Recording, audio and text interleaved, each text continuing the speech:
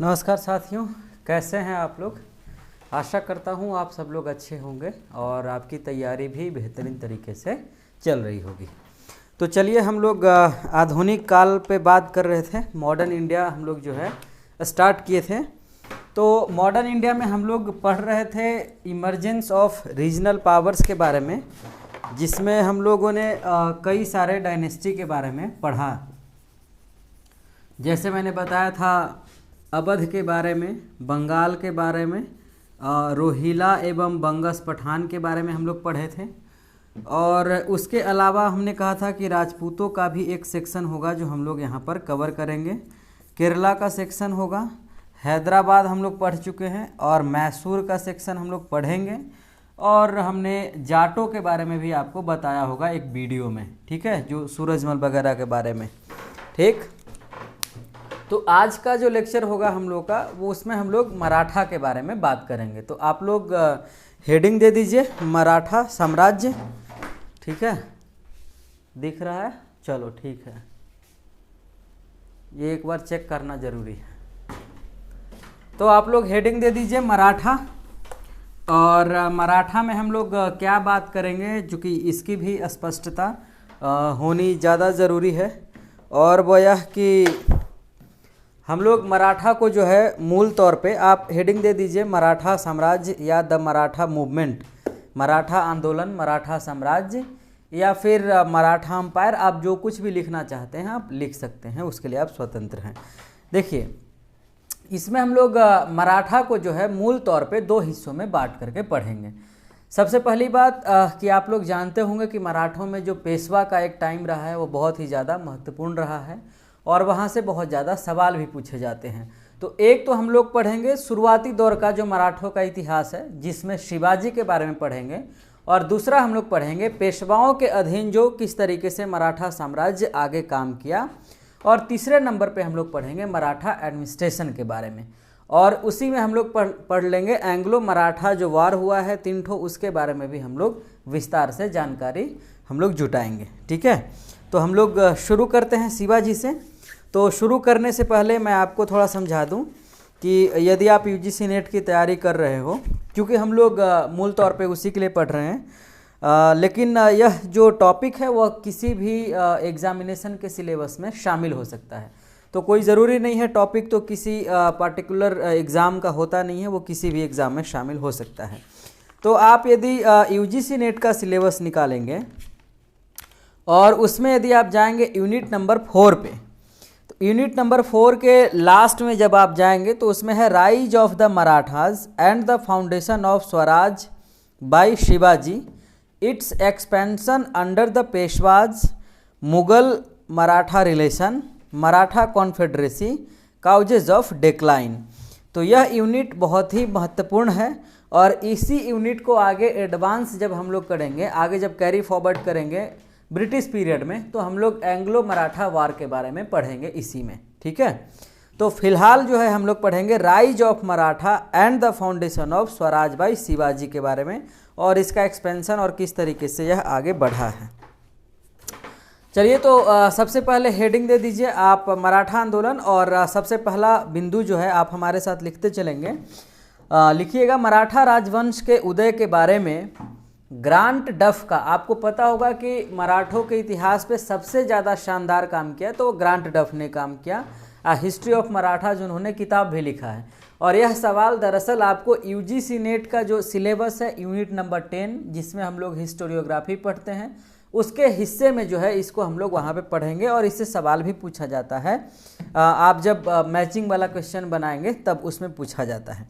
तो लिखिएगा, ग्रांट डफ ने कहा है कि मराठों का जो उदय है वह आकस्मिक अग्निकांड के रूप में हुआ, इमरजेंसी में हुआ। आकस्मिक को अंग्रेजी में इमरजेंसी कहते हैं, आकस्मिक अग्निकांड के रूप में हुआ। लिखिएगा, फाउंडर यानी मराठों के, जो मराठा साम्राज्य के फाउंडर हैं, शिवाजी। जन्म आप लिखिएगा 9 मार्च 1627, 9 मार्च 1627 पूना के निकट शिवनेर में हुआ। शिवाजी के आप पॉइंट वाइज करके लिखते चलेंगे। जन्म स्थल पूना के निकट शिवनेर, पिता शाहजी भोसले, माता जीजाबाई, संरक्षक दादा कोंडदेव, जैसे अब वहाँ पर बैरम खां थे अकबर के समय, यहाँ पे दादा कोंडदेव, और गुरु में लिखिएगा रामदास। लिखिएगा इसमें शिवाजी के आरंभिक जीवन पर उनकी माँ जीजाबाई और कोंडदेव के व्यक्तित्व का अत्यधिक प्रभाव था। जीजाबाई शाह जी की परित्यक्तता, मतलब वह पत्नी जिसको छोड़ दिया गया हो पति के द्वारा, पत्नी थी। शाह जी ने तुकोबाई मोहिते नामक एक अन्य स्त्री से विवाह कर लिया और जीजाबाई अपने पुत्र शिवाजी को लेकर अपने पति से अलग रहती थी। ठीक है, तो जीजाबाई जो इनकी मम्मी हैं और शाह जी इनके पिताजी हैं, तो इनके पिताजी आगे चल करके जो है दूसरे महिला से शादी कर लेते हैं, तो इनकी मम्मी यानी शिवाजी की माँ और शिवाजी अलग हो जाते हैं और अलग उनका फिर जो है पालन पोषण होता है। ठीक है, लिखिएगा शिवाजी के बचपन में या फिर शिवाजी के शुरुआती जिंदगी पर उनके गुरु रामदास के विचारों का भी काफ़ी प्रभाव रहा और गुरु रामदास के शिक्षा के वजह से ही शिवाजी में राष्ट्र भावना और स्वाभिमान का विकास हुआ। 1637 ईस्वी में शिवाजी के पिता शाह जी ने शिवाजी कौमा पत्नी जीजाबाई तथा पूना की जागीर की देखभाल की जिम्मेदारी दादा कोंडदेव को सौंपकर कर्नाटक चले गए। यानी कि 1637 ईस्वी में जो है शाह जी यानी शिवाजी के जो पिताजी हैं वह दादा कोंडदेव को पूना की जागीर दे देते हैं और साथ ही साथ कहते हैं कि शिवाजी चूँकि अभी बच्चे हैं तो उनका ख्याल करें और उनकी अम्मी का भी ख्याल करें। ठीक है, आगे लिखिएगा 12 वर्ष की आयु में शिवाजी को अपने पिता से पूना की जागीर प्राप्त हुई और इसी वर्ष शिवाजी का विवाह साईं बाई निम्बालकर नाम की लड़की से कर दिया गया। साईं बाई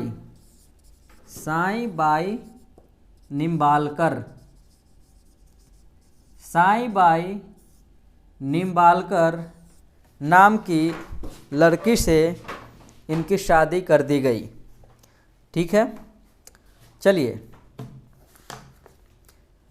शिवाजी जो है आगे चल कर के हिंदू पद पादशाही या हिंदू धर्म का उद्धारक या ब्राह्मणों का रक्षक इस तरीके की तमाम उपाधि ग्रहण करते हैं और पूरे आजीवन यानी पूरी ज़िंदगी जो है वह हिंदू धर्म की रक्षा भी करते हैं। हालांकि उनका जो उद्देश्य है वह कंप्लीट तौर पे पॉलिटिकल रहता है। शिवाजी आगे चल कर के जो मराठों के जो बिखरी हुई एनर्जी थी, जो जिस तरीके से मराठा अलग अलग हिस्सों में स्प्रेडेड थे, उनको वो एक जगह पे कलेक्ट करते हैं उनके स्ट्रेंथ को और महाराष्ट्र में एक स्वतंत्र राज्य की स्थापना करते हैं।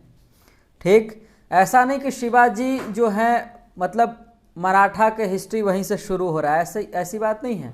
ये लोग पहले से ही एक्टिव हैं, लेकिन शिवाजी जो है उस स्प्रेडेड एनर्जी को जो इधर उधर बिखरी हुई थी उसको समेट करके एक साम्राज्य का रूप देते हैं ताकि बेहतरीन तरीके से मराठा इतिहास या फिर मराठा साम्राज्य जो है उसकी स्थापना की जा सके और उसे सुचारू तरीके से संचालित किया जा सके।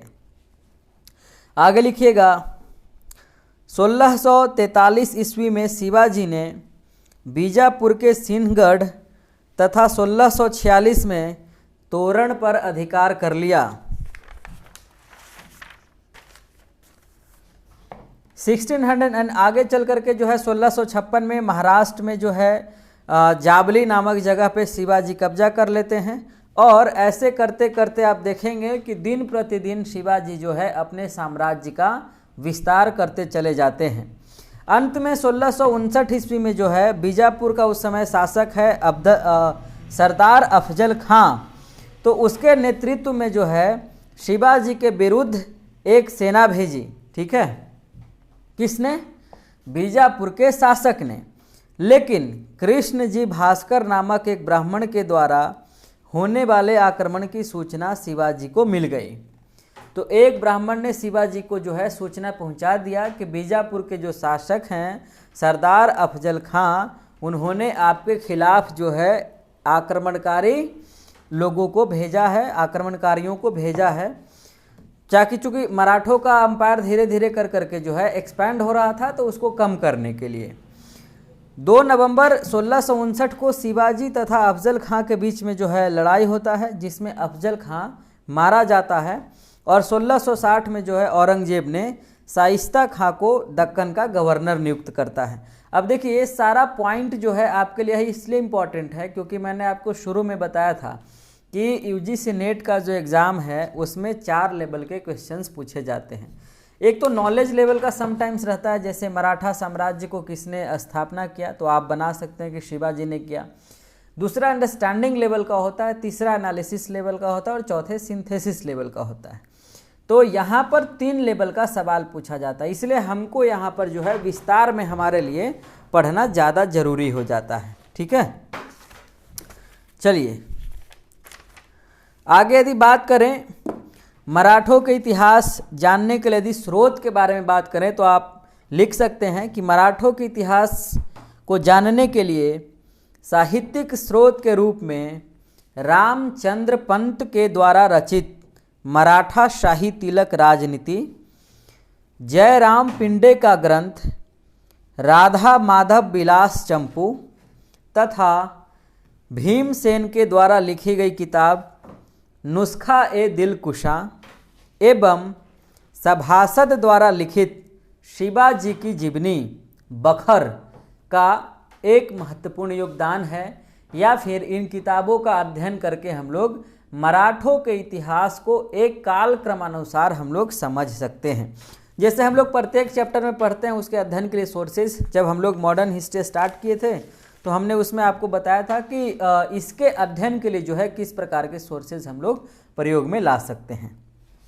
ठीक है, अब इसमें हम लोग को यह पढ़ना था कि मुगलों और शिवाजी के बीच जो है किस तरीके का संबंध रहा है।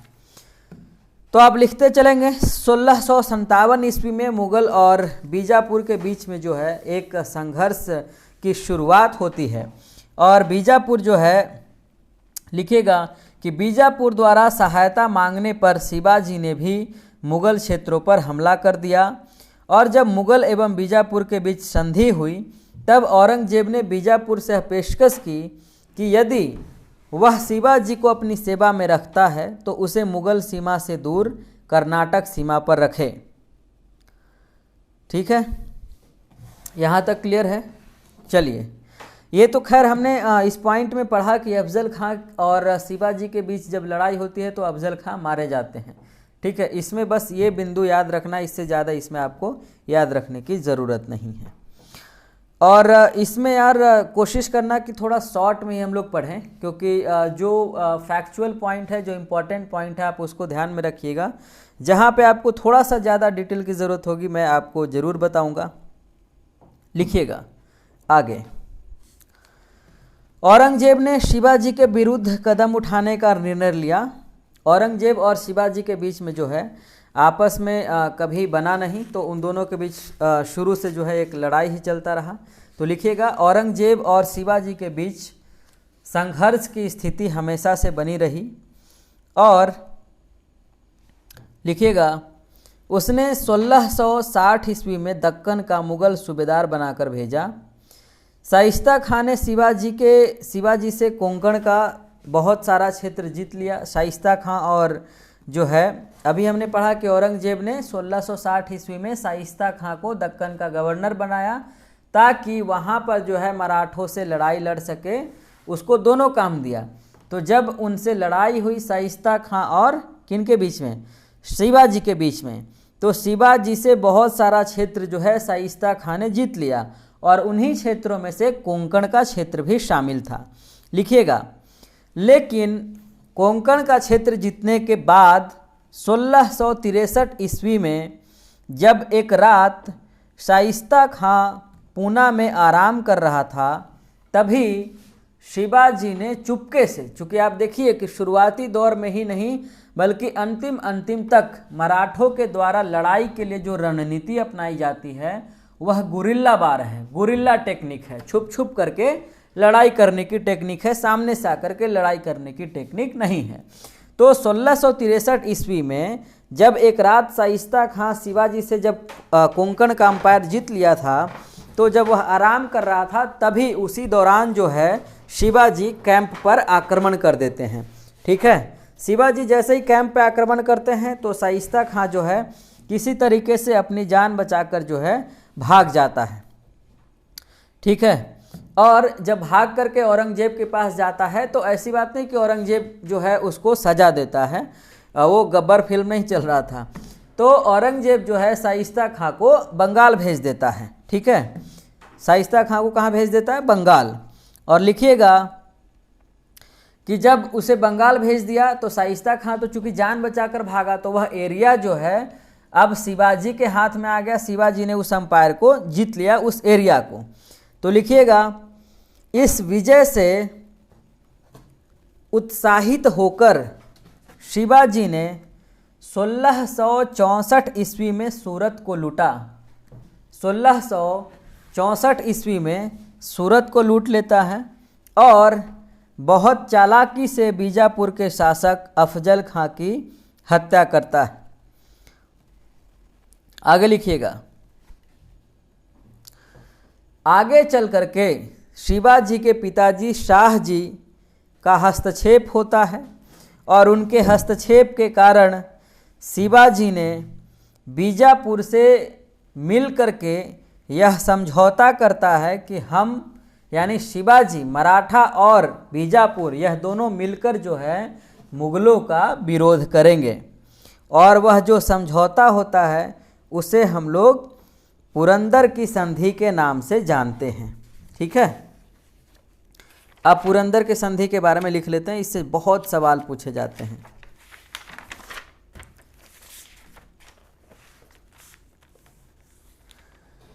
लिखिएगा, पुरंदर की संधि 22 जून 1665 ईस्वी को हुई। 22 जून 1665, हेडिंग दीजिएगा।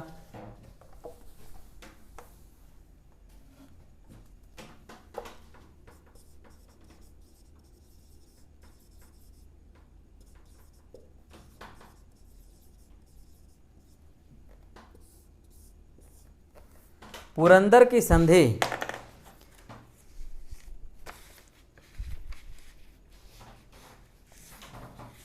लिखिएगा इसमें। इस संधि के तहत शिवाजी को 4 लाख हुण वार्षिक आय वाले 23 किलों को मुगलों को सौंपने पड़े। मुगलों को सौंपने पड़े। शिवाजी के पुत्र संभाजी को 5000 का मनसब प्रदान किया गया। ये बातें आप लिखते चलेंगे तो 4 लाख हुण वार्षिक आय,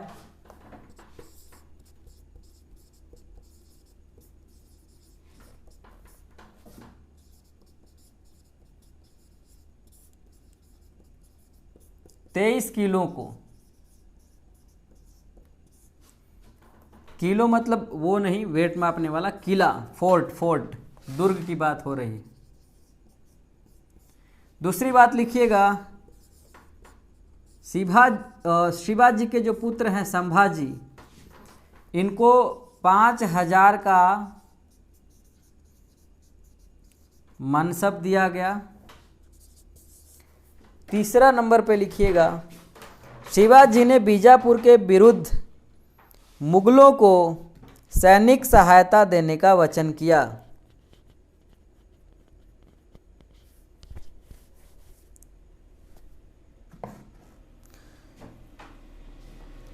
शिवाजी ने बीजापुर के विरुद्ध मुगलों को सैनिक सहायता देने का वचन किया। अब शिवाजी और मुगलों के बीच में संधि हो रही है। औरंगजेब ने भेजा था मिर्जा राजा जो सवाई जय सिंह हैं, उनको भेजा था यहाँ पर शिवाजी के साथ बातचीत करने के लिए। तो यह जो संधि की बातचीत हो रही है वह राजा जयसिंह और शिवाजी के बीच में हो रही है। किस लिए हो रही है? ताकि ये दोनों मिल करके जो है बीजापुर के बढ़ते अंपायर को, बढ़ते रीजन को, बढ़ते शक्ति को मिल करके रोक सके। ठीक है, आगे लिखिए। 1666 ईस्वी में शिवाजी जयसिंह के आश्वासन पर औरंगजेब से मिलने आगरा आ गए। अब जो है आगे चल करके जय सिंह जो है शिवाजी को पहले कॉन्फिडेंस में लेता है और कॉन्फिडेंस में लेने के बाद उसे आगरा इनवाइट करता है बातचीत करने के लिए। ठीक है, और आगरा जब जैसे इनवाइट करता है तो औरंगजेब जो है शिवाजी को 5000 मनसबदार की श्रेणी में रखते हैं। ठीक, यानी कि जहाँ पर 5000 मनसब वाले मनसबदार को बैठाया जाता था उसी कैटेगरी में इनको भी बैठाया गया। तो यह बात सुनकर के जो है यह बात अपने साथ जब व्यवहार में देखे तो शिवाजी को बहुत नाराज़गी हुई, क्योंकि वो एक कहावत है ना कि बड़े सल्तनत का सिपह सालार बनने से बेहतर है छोटे सल्तनत का सुल्तान बने रहना। और यह बात शिवाजी के ऊपर कहीं ना कहीं फिट होती है। तो उनको यह बात बिल्कुल पसंद नहीं थी कि मुझे 5000 वाले मनसबदार के कैटेगरी में रखा जाए, हमें एक राजा की तरह, सुल्तान की तरह ट्रीट किया जाए। तो वैसे व्यवहार में पेश नहीं आए औरंगजेब। उन्होंने जो है 5000 मनसबदारों की श्रेणी में शिवाजी को रखा और इस वजह से जो है शिवाजी नाराज हो गए। ठीक है, तो लिखिएगा, शिवाजी जैसे ही नाराज होते हैं तो उनकी उग्रता को देखते हुए औरंगजेब जो है चुपके से, या आप ये कह सकते हैं कि क्या कह सकते हैं, धोखेबाजी से आगरा के जयपुर भवन में जो है कैद करके डलवा देता है। आगरा के जयपुर भवन में कैद करके उसे डलवा देता है। ठीक है, लिखिएगा।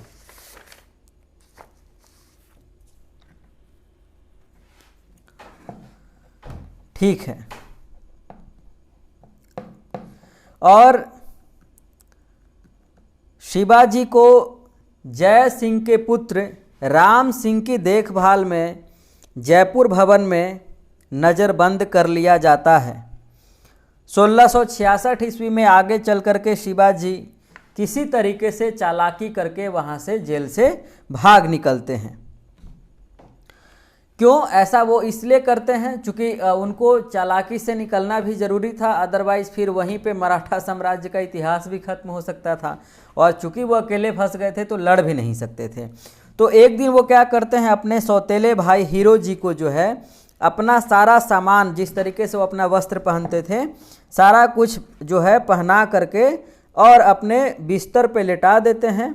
ठीक, और शिवाजी और उनका जो बेटा है संभाजी, वह मिठाई की टोकरे में बैठ करके, मिठाई की टोकरी में बैठकर जो है ट्रक पे बैठ गए। ट्रक तो उस समय था नहीं, पता नहीं जो कुछ भी रहा हो, मिठाई की टोकरी में बैठकर वहाँ से निकल गए। निकलने के पश्चात जो है वह 2-3 सालों तक माहौल को शांत रखे और 1670 में 1670 में वापस जो है वह फिर से लूटते हैं सूरत को।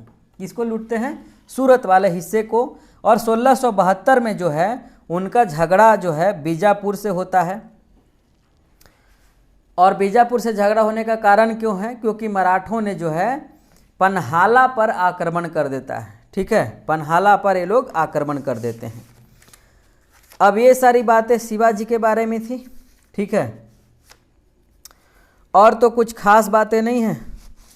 इसमें से 1-2 बात यदि आप और लिखना चाहें पुरंदर की संधि में तो आप लिख सकते हैं। रायगढ़ को मिला करके शिवाजी के पास 12 किले और 1 लाख हुण की वार्षिक आय की भूमि रही, यानी 23 किला तो उनको देना पड़ गया पुरंदर की संधि के तहत। किनको? मुगलों को, औरंगजेब को। और 4 लाख हुण की वार्षिक आय की भूमि भी देनी पड़ी। और 1 हुण इक्वल टू यहाँ पर है 3.5 रुपीज। आप लिख लें, इस तरीके का सवाल पूछा जा सकता है। शिवाजी मुगल अधिपत्य तो स्वीकार कर लेते हैं, परंतु अपने स्थान पर अपने पुत्र को जो है 5000 का जो मनसबदार है घुड़सवारों के साथ मुगलों की सेवा में भेजना स्वीकार कर लेते हैं, क्योंकि इनको 5000 वाले मनसबदार की श्रेणी में रखा था।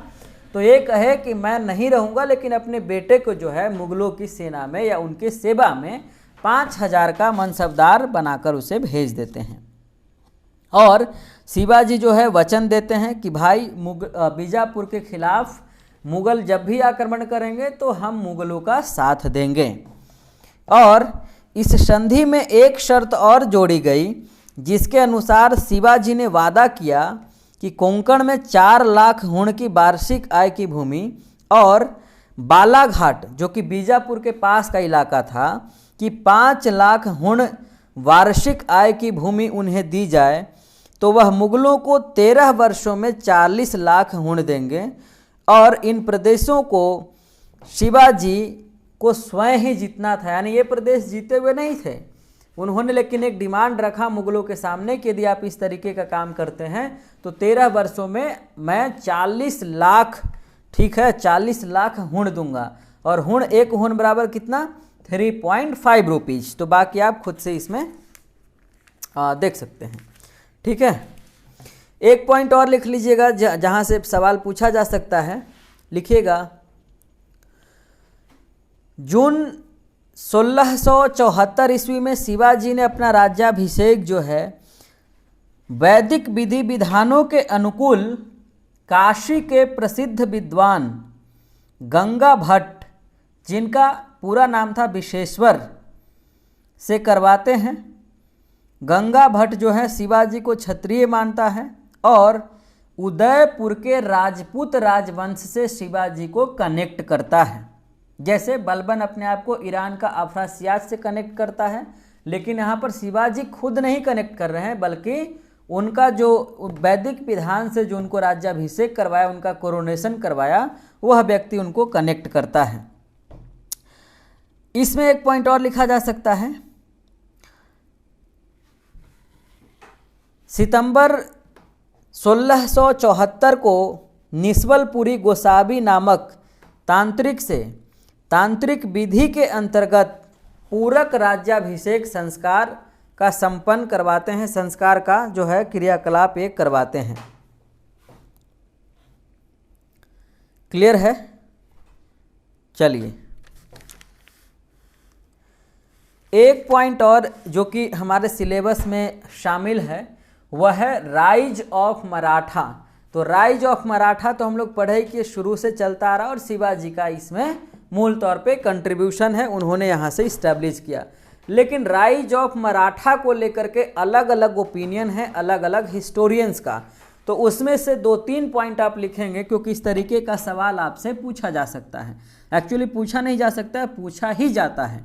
लिखिएगा ग्रांट डफ,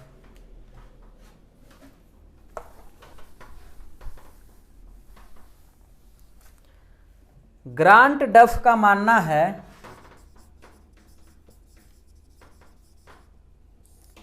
ग्रांट डफ का मानना है कि मराठों का उदय सह्याद्री पर्वत में, सह्याद्री माउंटेन में इनके रिवॉल्यूशनरी यानी क्रांतिकारी एक्टिविटीज, गतिविधियों के कारण इनका क्रिएशन या फिर इनका इमर्जेंस होता है। ग्रांट डफ के बाद एमजी रनाडे, एमजी रनाडे का मानना है कि मराठों का उदय, ये मुगलों को विदेशी मान रहे हैं, तो कह रहे हैं मुगलों के खिलाफ संघर्ष की वजह से होता है।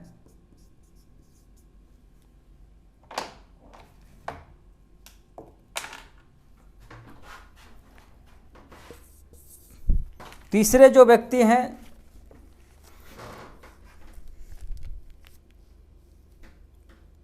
इरफान हबीब,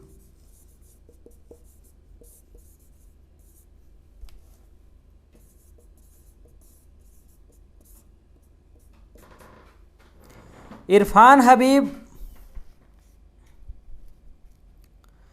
का मानना है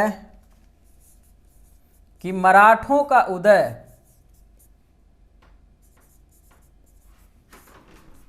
शोषित किसानों, जो एक्सप्लॉइटेड फार्मर्स थे,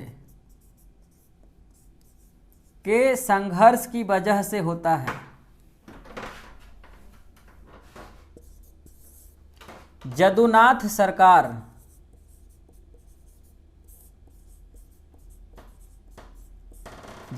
सरकार का मानना है, और प्लस में लिख लीजिएगा जीएस सरदेसाई,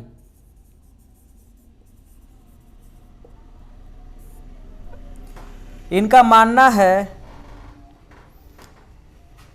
कि मराठों का उदय औरंगजेब की संप्रदायवादी नीतियों के खिलाफ, औरंगजेब की संप्रदायवादी नीतियों के खिलाफ एक हिंदू प्रतिक्रिया के रूप में हुआ। यह आर्गुमेंट किनका है? यदुनाथ सरकार और जीएस सरदेसाई का। लेकिन इस आर्गुमेंट का खंडन करते हैं आगे चल करके सतीश चंद्र। तो सतीश चंद्र का कहना यह है कि शिवाजी ने अकबर के सुलह-ए-कुल नीति का समर्थन किया था। तो अब बताइए फिर मुगलों के खिलाफ वाला जो आर्गुमेंट है वह सही नहीं लगेगा। लेकिन हमें चूंकि दोनों पढ़ना है, सवाल हमें कहीं से भी आ सकते हैं। लिखेंगे आप सतीश चंद्र का मानना यह है कि शिवाजी ने अकबर के सुलह-ए-कुल नीति का पालन किया था, इसीलिए जीएस सरदेसाई और यदुनाथ सरकार का जो आर्गुमेंट है, जो तर्क है कि मराठों का उदय मुगलों के संप्रदायवादी नीतियों के खिलाफ एक हिंदू प्रतिक्रिया के रूप में हुआ, यह न्यायोचित प्रतीत नहीं होता है। ठीक है, बट हमें यह पांचों आर्गुमेंट ध्यान में रखना है क्योंकि कहीं से भी सवाल पूछा जा सकता है। क्लियर है? चलिए, यदि आप यहां तक समझ रहे हैं तो ठीक है। लिखिएगा शिवाजी ने कुलबत मसां, यह उपाधि जो इन्होंने कुछ लिया है वह आप लिख लीजिए। शिवाजी ने उपाधि 2 ली थी और वह उपाधि क्या है? कुलबत मसां, क्षत्रिय कुलबत मसां पूरा। इसका मतलब क्या है? इसका मतलब यह है क्षत्रिय परिवार के आभूषण,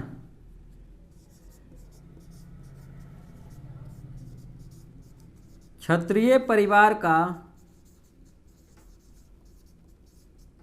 आभूषण। दूसरा जो उपाधि इन्होंने लिया है वह लिखेंगे आप हैंदव धर्मोद्धारक। नाम से स्पष्ट है, हैंदव धर्मोद्धारक मतलब हिंदू धर्म का उद्धारक, हिंदू धर्म का रक्षक। ये सारा उपाधि इन्होंने लिया है। ठीक है, तो यह आर्गुमेंट भी थोड़ा बहुत तो लॉजिकल जरूर है क्योंकि औरंगजेब के समय इनका जब क्रिएशन हो रहा है, क्रिएशन क्या कह सकते हैं, इमर्जेंस हो रहा है, राइज कर रहे हैं, तो औरंगजेब की जो संप्रदायवादी नीतियां थीं उनके खिलाफ भी एक हिंदू प्रतिक्रिया का जो आर्गुमेंट है वह भी थोड़ा बहुत तो लॉजिकल जरूर है। ठीक है, तो ये तमाम सारी बातें थी शिवाजी से रिलेटेड और मराठों के उत्कर्ष से रिलेटेड कि अलग अलग आर्गुमेंट क्या क्या रहे हैं। अब शिवाजी, यदि हम लोग यहाँ तक आपने लिखा है तो आप लास्ट पॉइंट बस इसमें यह मेंशन कर लीजिए,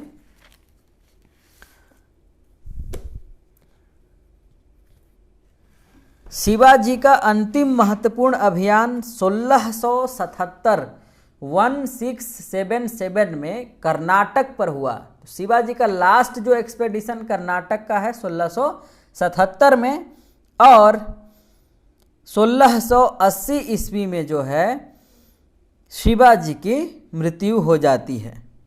ठीक है, चलिए अब जैसे ही शिवाजी की मृत्यु होती है साथियों, तो चूंकि शिवाजी ने अब मराठा साम्राज्य का नींव तो डाल दिया और एक्सपेंशन भी उसका अपने से खुद से जितना कर सकते थे उन्होंने किया भी। तो इनके जाने के बाद जो सक्सेसर्स ऑफ शिवाजी हैं उसको हम लोग अब देखते हैं कि किस तरीके से वह काम किया है। तो लिखिएगा,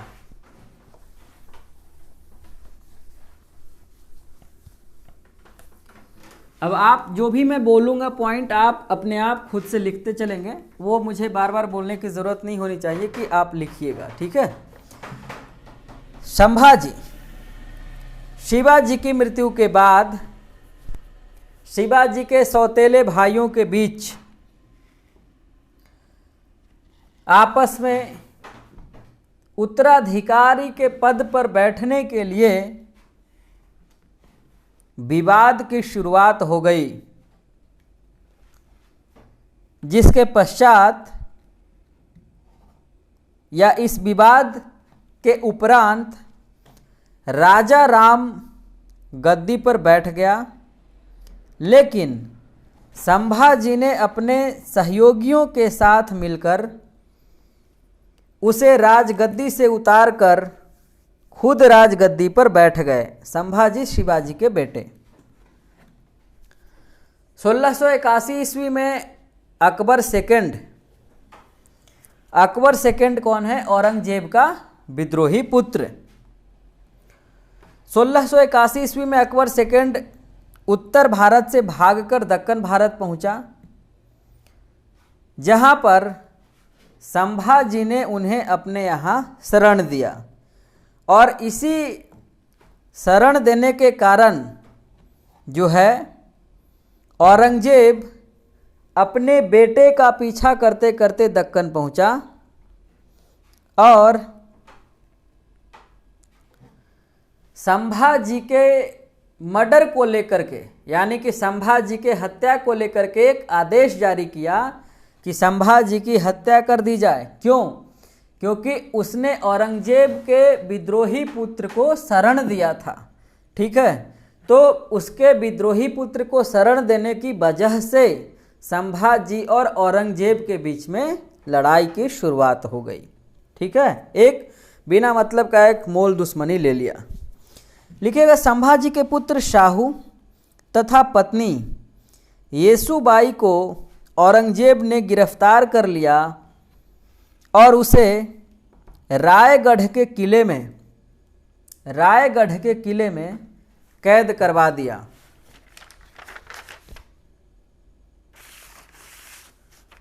राजा राम में 1-2 पॉइंट लिखिएगा।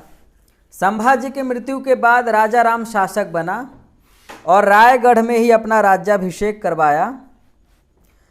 राजा राम ने अपने आप को शाहू का प्रतिनिधि माना और कभी भी गद्दी पर बैठने की कोशिश नहीं की और फाइनली 1700 ईस्वी में राजा राम की मृत्यु हो जाती है। लेकिन अपने मृत्यु से पहले एक जो काम करता है, जो फैक्ट है, आपसे पूछा जा सकता है।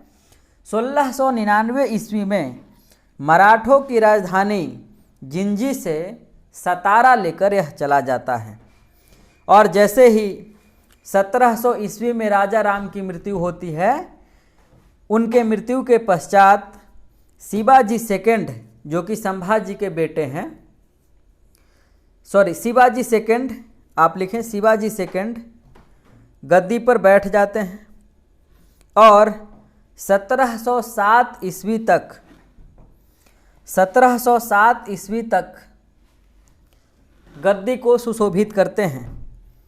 अब इसमें पहला बिंदु यदि लिखें हम लोग तो लिखेंगे, राजा राम की मृत्यु के बाद उनकी विधवा पत्नी ताराबाई ने अपने 4 वर्षीय पुत्र शिवाजी सेकंड को गद्दी पर बैठाया और खुद उसका प्रोटेक्टर बन गई। जैसे अबुल फजल, बार बार मैं निकल रहा है, बैरम खां जिस तरीके से था।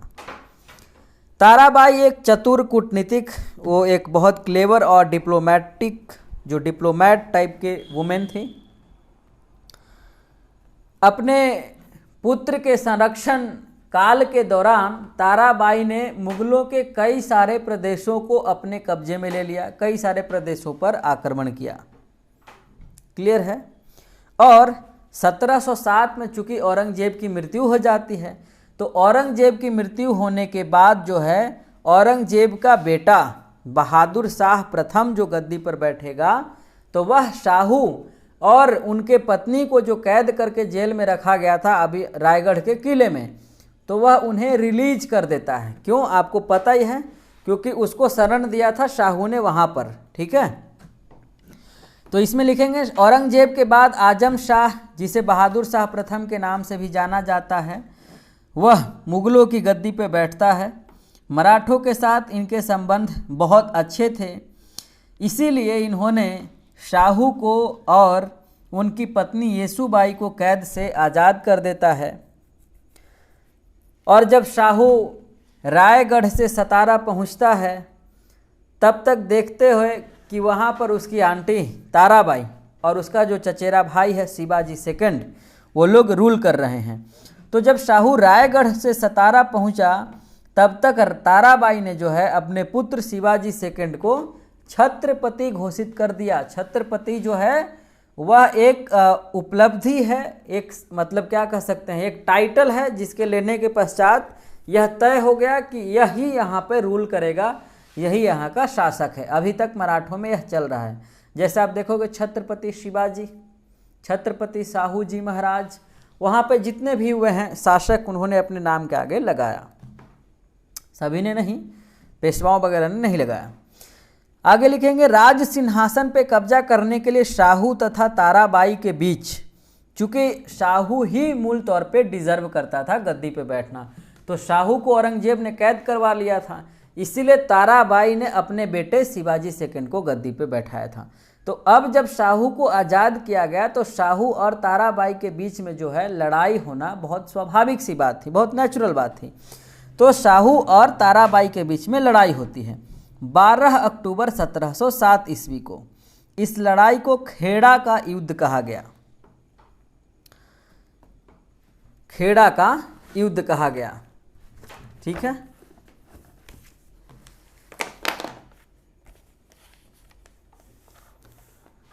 लिखिएगा। खेड़ा का युद्ध ताराबाई और शाहू के बीच में हुआ। इस युद्ध में बालाजी विश्वनाथ, जो कि आगे चल करके पहला पेशवा बनेगा, बालाजी विश्वनाथ ने शाहू का साथ दिया और अपनी कूटनीति से ताराबाई की जो ताराबाई का जो सेनापति था उसको अपनी तरफ मिला लेता है, अपनी तरफ मिला लेता है। और ताराबाई के सेनापति का क्या नाम था? धन्ना जी। तो आगे चल करके 1 साल बाद 1708 में धन्ना जी की मृत्यु हो जाती है, लेकिन धन्ना जी का अपना कंट्रीब्यूशन है किसके साथ? शाहू जी के साथ। तो शाहू क्या करते हैं कि धन्ना जी के बेटे चंद्रसेन को अपना सेनापति नियुक्त करते हैं। ठीक है, लेकिन चंद्रसेन जो है वह मूल तौर पे यदि बात करें तो इसको नौकरी तो भले शाहू ने दिया, लेकिन इसका झुकाव जो है वह ताराबाई की तरफ था। इसलिए शाहू जी को कहीं ना कहीं इस बात का डर लगा रहा कि यार एक न एक दिन जो है यह विश्वासघात कर सकता है। इसीलिए उसने जो है एक नया पद बनाया, जो कि कई बार सवाल पूछा जाता है, सेना करते नामक पद।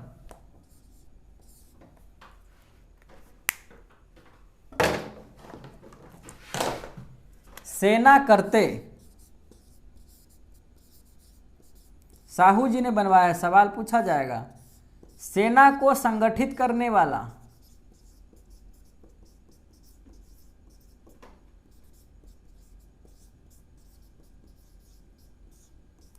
सेना को संगठित करने वाला, और इस पद पर बालाजी विश्वनाथ को नियुक्त करता है। अंत में क्या हुआ कि चंद्रसेन जो है ताराबाई से सच में जाकर के मिल जाता है। ठीक है, और ताराबाई से मिलने के बाद जो है वह शाहू के खिलाफ लड़ाई लड़ता है। ठीक है, और अंत में चूंकि बालाजी जो यहाँ पर हैं, बालाजी विश्वनाथ, वह बहुत बड़े डिप्लोमेट हैं, तो इनसे जितना बहुत मुश्किल था। तो आप चंद्रसेन यादव जो हैं भले चले गए ताराबाई की तरफ, लेकिन बाद में आगे चल करके जो है बालाजी विश्वनाथ उसको बहुत मार मारता है, बहुत पीटता है, और फिर उसको पीटते पीटते पीट ही देता है हमेशा के लिए।